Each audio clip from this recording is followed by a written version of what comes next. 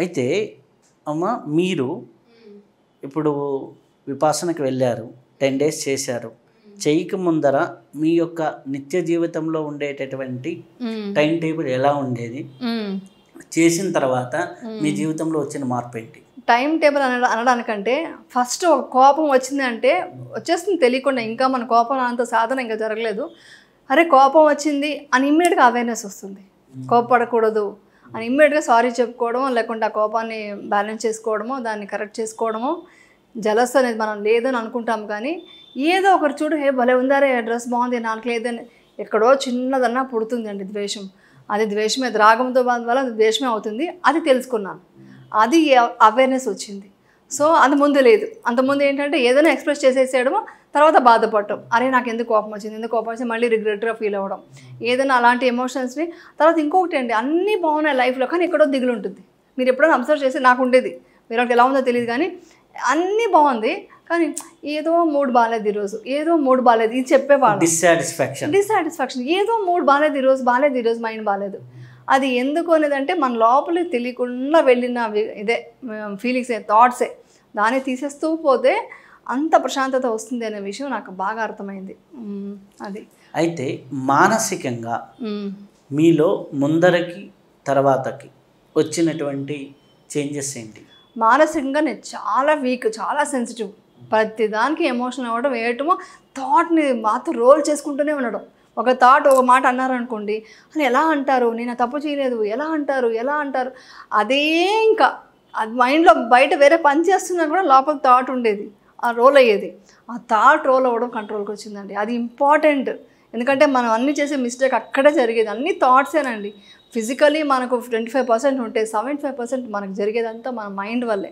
Mind game వల్లే మనకు అన్ని ఫిజికల్లీ కూడా ప్రాబ్లమ్స్ వస్తాయి. సో అందుకని ఆ థాట్ని కంట్రోల్ చేసుకోవడం అనేది నాకు తెలిసింది. ఆ మనసుని నిర్మలపరచుకోవడం ఎలాగా అనే ఒక దారి అయితే తెలిసింది. సో మనం అక్కడ 10 days కోర్స్ చేయడం ఇంపార్టెంట్ కాదు, దాని తర్వాత మనం దాన్ని ప్రాక్టీస్ చేస్తున్నాం. మెడిటేషన్ ఎలా చేస్తున్నాం, ప్రాక్టీస్ ఎవ్రీ మూమెంట్ మనం ఎలా బిహేవ్ చేస్తున్నాం, ఎదుటి వాళ్ళ పట్ల ఎలా మనం కంపాషన్తో ఉంటున్నామా, లేదా కోపడుతున్నామా, లేకుంటే ఏదన్నా తప్పు చేస్తున్నామా, వాళ్ళని ఇబ్బంది పెడుతున్నామా, ఇవన్నీ ఎలా చేంజ్ చేసుకోవాలి. దేనికో కోరిక పెట్టేసుకుని అది కావాలి ఇది కావాలి అని కోరుకుంటాం. జనరల్గా ఏంటంటే మనకు పేరు రావాలి, అవన్నీ కోరుకుంటాం.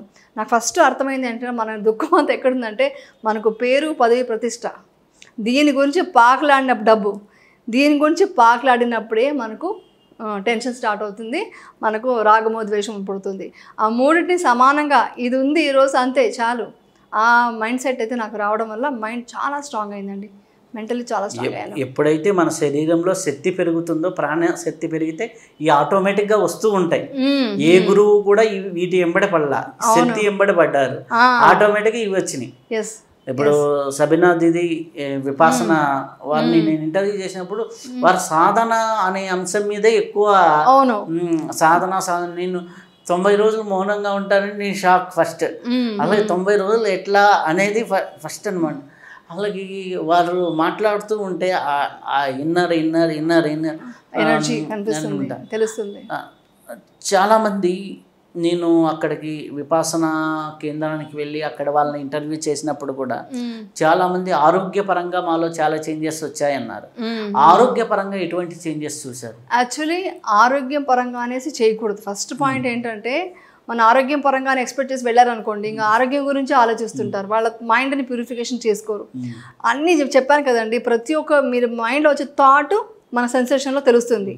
మనకి ఏ సెన్సేషన్ అయినా తెలిసిపోతుంది ఇమ్మీడియట్గా. అది విపర్శన చేసే వాళ్ళకి ఈ థాట్ వచ్చింది, దానికి నాకు ఇలా లోపల చేంజెస్ వస్తున్నాయి, బ్రెత్లో అబ్జర్వేషన్ చేసే చేంజెస్ వస్తాయి, మనకు తెలిసిపోతుంది. అప్పుడు ఏం చేస్తాం, కరెక్ట్ చేసుకుంటాం. అరే ఇది థాట్ రాకూడదు కదా, ఇది తప్పు కదా అనేసి దాన్ని కరెక్ట్ చేసుకుంటాం. సో మీకు కరెక్ట్ చేసుకుంటూ మైండ్ని ఎంత ప్యూరిఫికేషన్ చేసుకుంటే అంత మన బాడీలో కూడా చేంజెస్ వస్తాయి. మీకు ఏ ప్రాబ్లమ్స్ ఉన్నాయి, ఇప్పుడు ఎగ్జాంపుల్ నేను చెప్పానా లెగమెంట్ టేర్ అయిందని, అదే లెగమెంట్ టేర్ మీన్స్ దగ్గర అలా వరకు వెళ్ళింది, ఆపరేషన్ వరకు వెళ్ళింది, కానీ బ్రేస్ వేసుకొని వెళ్ళాను కదా. 7th డే 8th డేకి అంతా నేను చాలా ఫ్లాట్గా కూర్చోగలిగాను. అంతవరకు నా స్వెల్లింగ్ పెయిన్ అవంతా పోయింది మీన్స్ అది ఏమంటారు, డెఫినెట్గా అది చేంజెస్ వస్తాయి, బాడీలో చేంజెస్ వస్తాయి. ఎవరికి వాళ్ళు సాధన చేసే దాన్ని బట్టి ఉంటుంది. కాబట్టి కన్ఫామ్గా ఇది పోతుంది అని చెప్పామనుకోండి, దాన్ని నమ్ముకొని డిపెండ్ అయ్యి వస్తారు. డెఫినెట్గా చేంజెస్ అయితే వస్తుంది. నేను చూశాను, చాలా మందిలో చేంజెస్ చూశాను. ఇప్పుడు మాకు నేను సేవ చేయడానికి వెళ్ళాను, ఆ సేవ చేయడానికి వాళ్ళకి బర్బ్స్ ఎక్కువ వస్తూనే ఉన్నాయి. ఫస్ట్ డే అందరికీ డిస్టర్బెన్స్ హాల్లో, కానీ అందరూ పాపం అబ్జర్వ్ చేసుకుంటూనే మైత్రి ఇచ్చుకుంటూనే, అదే మైత్రి మీన్స్ మైత్రితోనే చేయాలి, వేరే వాళ్ళు ఇబ్బంది పడుతున్నారు అనేసి మనం చిరాకు పడకూడదు. కానీ ఆవిడకి 9th డే 10th డేకి వచ్చేసరికి ఆ బర్బ్స్ తగ్గిపోయింది, ఏదో 1 టైం అలా వచ్చేది స్టార్ట్ అయింది. సో ఈ చేంజ్ మనకు తెలిసిపోతుంది కదా. సో అదేంటి మైండ్లోనే ఇదే కదా, ప్యూరిఫికేషన్ అవుతుంటే బాడీలో కూడా చేంజెస్ వస్తాయి అనేది మనం బాగా అబ్జర్వ్ చేస్తాం. నాకు కూడా అది జరిగింది. ఈవెన్ చెప్పాలంటే ఇది సైంటిఫికల్లీ కూడా ప్రూవన్ అండి.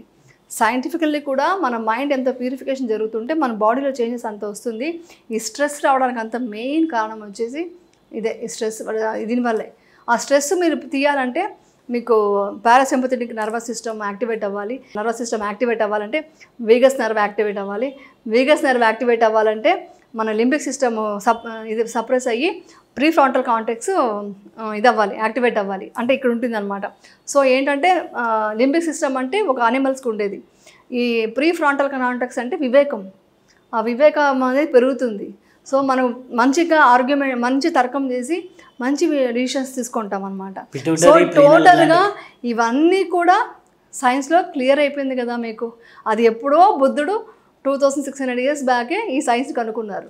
సో ఆయన సైంటిస్ట్, నిజంగానే బుద్ధుడు అంటే సైంటిస్ట్.